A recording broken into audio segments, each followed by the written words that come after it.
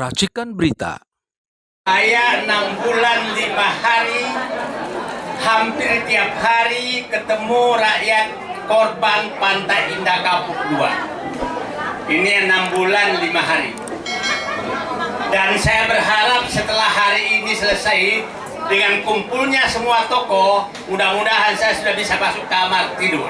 Amin ya Allah, amin. Dan perjuangan diteruskan oleh bapak-bapak dan ibu semua. Maksudnya mereka udah mengalah gitu. Pak Jenderal Fahru Rozi, bapak-bapak semua, biar nggak ini lama, nggak usah nyebutin satu-satu semua yang hadir. Saya hanya menyampaikan terima kasih ke Bung Edi, Pak Sudrajat, Bu Tio, dan teman-teman yang merancang acara ini. Saya ingin menjelaskan biasanya kalau saya bicara hal baru, saya beberapa 2 malam lalu ketemu orang dan saya mendapatkan angka yang sangat fantastis. Ternyata oligarki ini merencanakan dapat untung dari PSN PIK 2 itu 20.000 triliun. Itu mereka sudah menghitung. Jadi saya ulangi, mereka sudah menghitung akan mendapatkan angka keuntungan dari proyek PSN PIK 2 20.000 triliun. Jadi mungkin saja mereka sedang mentertawakan kita. Wahai yang merasa tokoh, wahai tapi kalian miskin semua, sebentar lagi kalian akan kubeli. Kira-kira itu kata-kata. Tapi insya Allah Anda bisa beli ketua partai, Anda bisa beli yang mengejar jabatan, Anda bisa beli para politisi. Tapi insya Allah tidak akan mampu membeli kita semua di sini. Karena tidak bisa dibeli. Akhirnya saya memanggil ahli properti ke rumah kemarin, bagaimana hitungannya sehingga dia menargetkan 20.000 triliun untungnya. Hampir setengah hari saya berdiskusi, masuk akal saya. Bagaimana logikanya dia menjual tanah 35 juta per meter tapi membeli dari rakyat 50.000. Oke? Nah, saya minta tenang supaya otaknya bisa nyambung, supaya kita semua tahu bagaimana dia menggoreng uang itu. Saya tidak bicara hal yang lain supaya ada pengetahuan kita semua bahwa memang negara ini sudah dijual. Ya, saya mohon tenang dulu supaya nanti kalau komentar setelah saya menguraikan supaya enak saya menghitungnya. Oke? Selalu mereka menyatakan kita tidak pernah membeli. Ini mereka itu pengacaranya tidak pernah membeli di bawah NJOP. Oke, itu pertama. Padahal NJOP dia turunkan dari 128.000 ke 48.000. Itu adalah Pemda Tangerang yang harus bertanggung jawab. Oke? Setelah itu, dia selalu menyatakan kami tidak pernah memaksa rakyat menjual ke kami. Sudah kata-kata. Karena memang yang diturunkan itu 3 lapis baru sampai ke dia. Lapis pertama adalah preman, aparat desa menekan rakyat untuk melepas tanahnya. Setelah terjadi negosiasi dan disepakati, datanglah notaris. Notaris belum ketemu PT Bayangan. PT Bayangannya ini yang membeli itu. Oke? Nah, berapa harga dari hitungan saya kemarin dengan pengusaha real estate, dia bilang harga sampai ke PT Bayangan itu biayanya Rp500.000 per meter. Artinya ada Rp450.000 per meter yang digunakan untuk menyogok preman, mengonyok aparat di bawah sampai ke kelurahan itu Rp450.000 per meter. Artinya 1 hektar 4,5 miliar rupiah. Oke? Sekarang, setelah itu 500.000 naik kemana? Dibeli oleh PT Bayangan, bukan PT. Dibelilah dia, perhitungan kita kemarin kira-kira 2,5 juta rupiah. Dibelikan oleh PT, ini sudah mulai masuk ke proses formal. Ini sudah bisa diaudit. Nah, artinya dia sudah untung 2 juta per meter. 2 juta per meter dari preman, tanda kutip, ke PT resmi. 2 juta per meter. Kalau dia mau nyogok, artinya dia punya, mau hanya ngambil untung 1 juta per meter, artinya dia bisa nyogok 10 miliar per hektar. Jadi jangan heran kalau semua bisa disogok. Sekarang, dari mana mereka punya uang? Oke? Dia menjual tanah itu rata-rata 30 juta per meter. Orang yang mengerti namanya, penjaminan, biasanya bank menjamin untuk dapatkan kredit atau menjual obligasi keluar, itu biasanya 30% dari harga jual. Artinya, dia sudah bisa meminta uang di luar negeri manapun 10 juta rupiah per meter. Karena dia menjual 30 juta.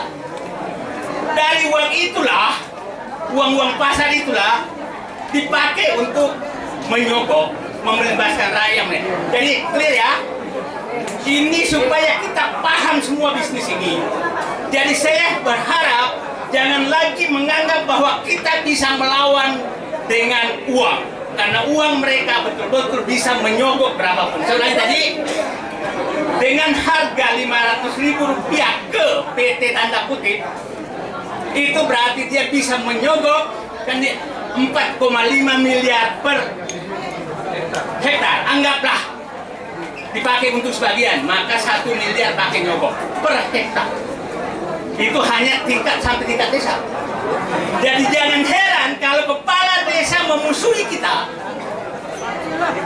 Ya.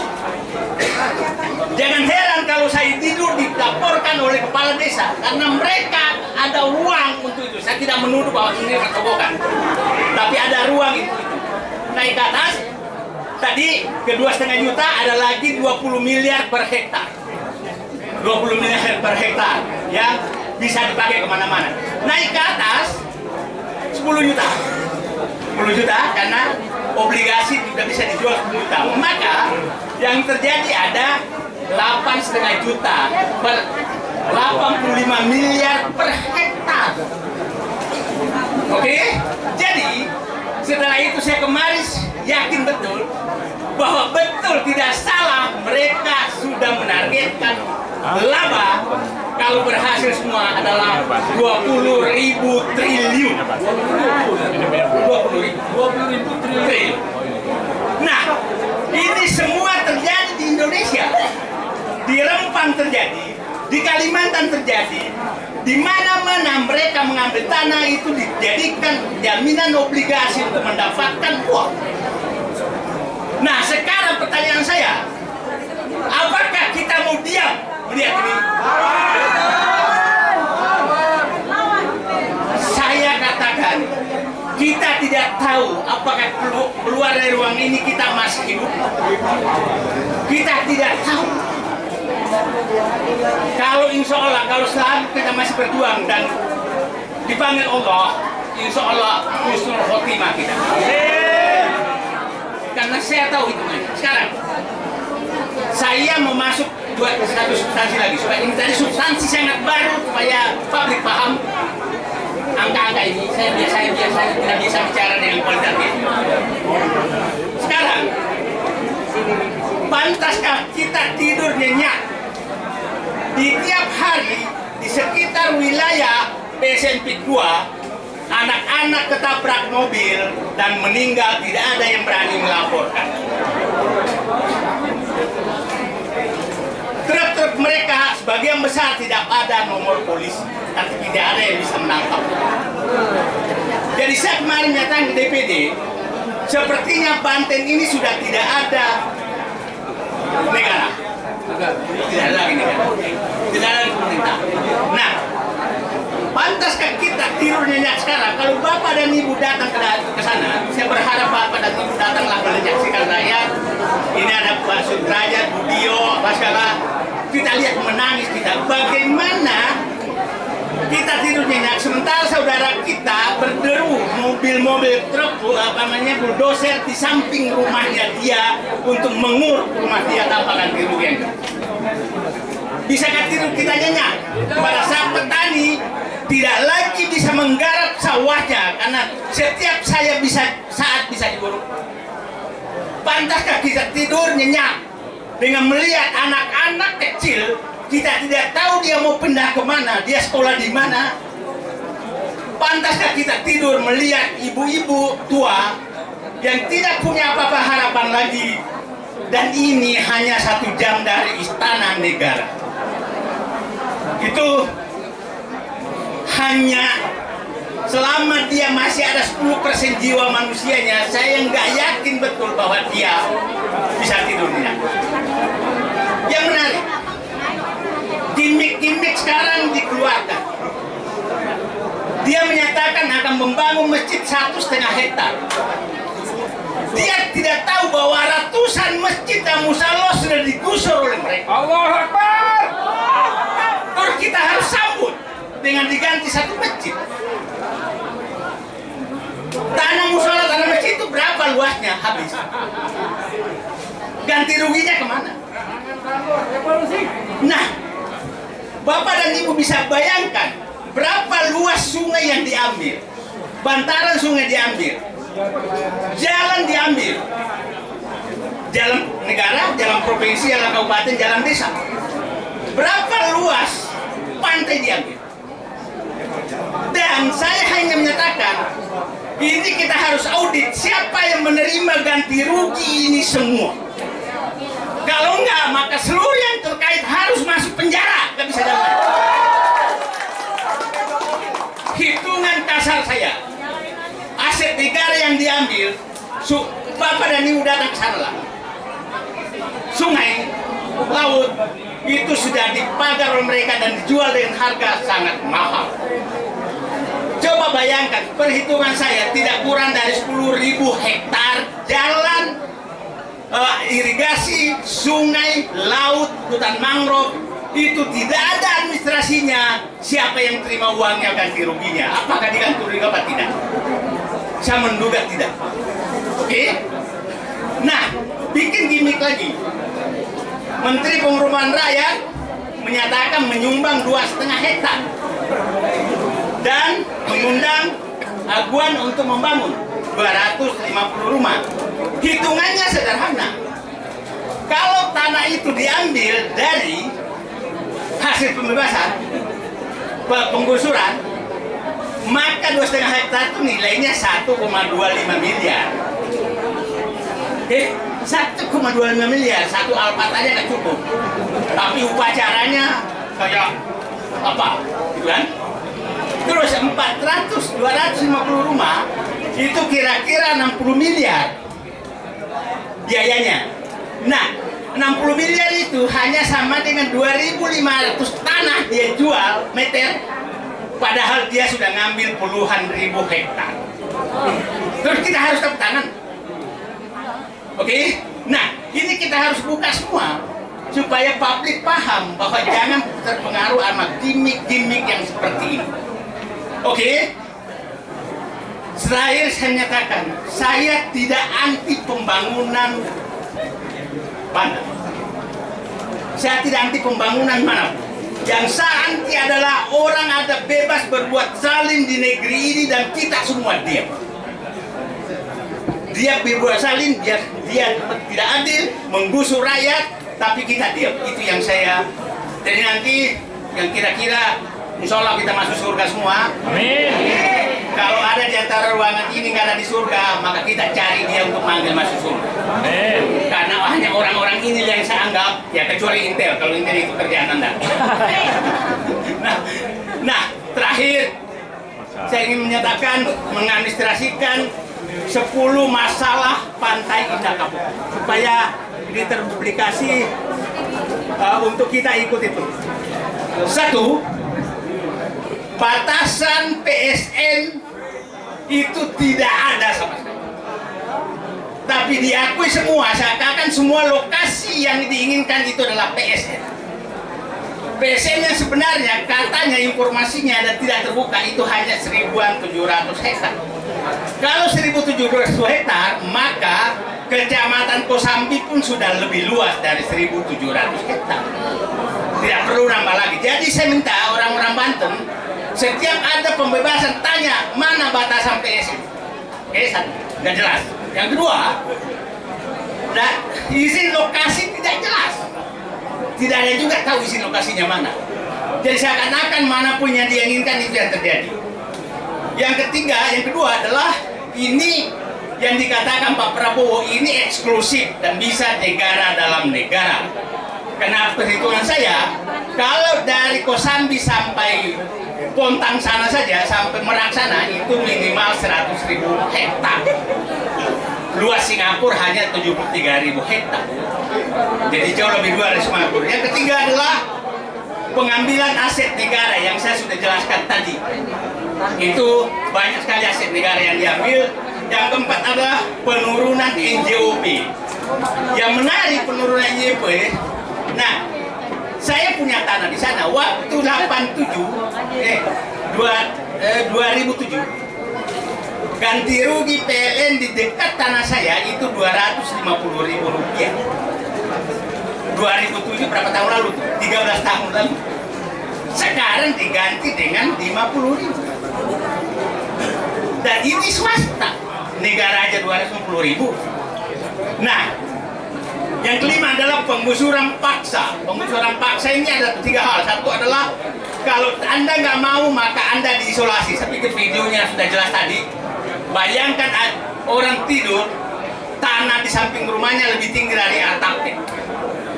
Dan itu diam, aparat diam, kepala desa diam dan lain-lain. Yang ketiga adalah, yang kedua adalah intimidasi.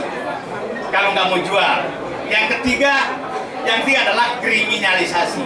Hampir tiap hari orang yang masuk penjara itu datang ke rumah saya bagaimana mereka dikriminalisasi. Itu zolim benar-benar. Nah, yang kena masalahnya adalah ganti rugi sangat murah, saya jelaskan tadi. Korban jiwa makin banyak tiap hari. Nah, yang ke-8 adalah perusakan jalan dan lingkungan itu betul-betul hancur-hancuran. Yang ke-9 adalah keterlibatan hampir seluruh aparat. Dan terakhir adalah Banten bisa hilang. Maka hari ini saya berharap Banten ini kan lahir dari perjuangan 2 pahlawan nasional, yaitu Sultan Ageng Tirtayasa yang dibantu oleh Syekh Yusuf dari Makassar untuk pada tahun ini. Nah, saya berharap semangat perjuangan Sultan Ageng Tirtayasa dengan Syekh Yusuf untuk Banten kita mulai hadirkan hari ini untuk kembali memerdekakan Banten. Nah, itu yang saya harapkan terjadi sehingga bukan lagi Syekh Yusuf, sudah baik Bapak tahu Syekh Yusuf itu tidak pernah berjuang secara Islam di Makassar walaupun lahir di Makassar. Tapi karena dia belajar ke Mekah, dia pulang ke Makassar, dia tidak bisa pulang karena Belanda menjajah Makassar, maka dia mampir di Banten menjadi penasihat Sultan Ageng Tirtayasa. Sultan Ageng Tirtayasa ini menjadikan dia penasihat dan menjadikan menantu.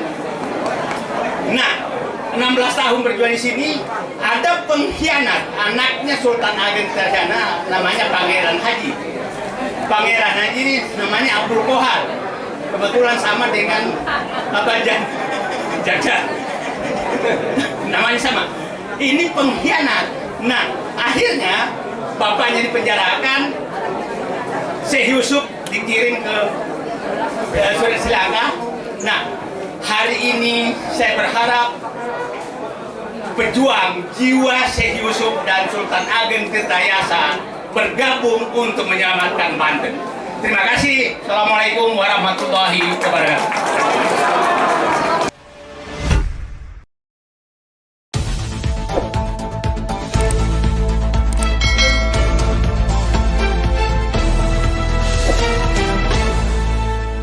Racikan Berita